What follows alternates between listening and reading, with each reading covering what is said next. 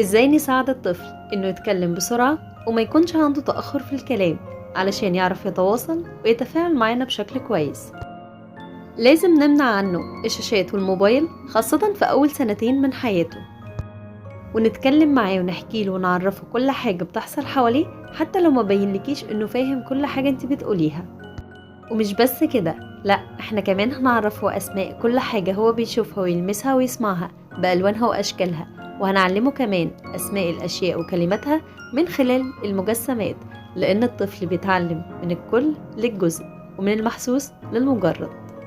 وبعد ما الطفل بيتم سنة بنتعمد نديله أي حاجة يطلبها بس تكون ناقصة، يعني مثلا لو طلب لعبته نديهاله بس يكون فيها أجزاء مفقودة علشان هو يطلبها، وبالتالي احنا كده نكون بنشجعه وبنحفزه على الكلام. وبلاش نلبي أي طلبات للطفل من خلال الإشارة، اعملوا نفسكم انكم مش فاهمينه علشان تساعدوه على الكلام، وكل ده علشان نقوي جهاز النطق والكلام عنده عشان يعرف يتكلم بشكل كويس. واخر حاجة عاوزة اقولها لكم ان ممكن كل الخطوات اللي فاتت دي نطبقها في خطوة واحدة بس، وهي قراءة القصص كل يوم لأطفالنا. هتفرق جدا معاه وفي الحصيلة اللغوية اللي هيكتسبها. علشان كده تبقى القصة هي افضل هدية بالنسبة للطفل.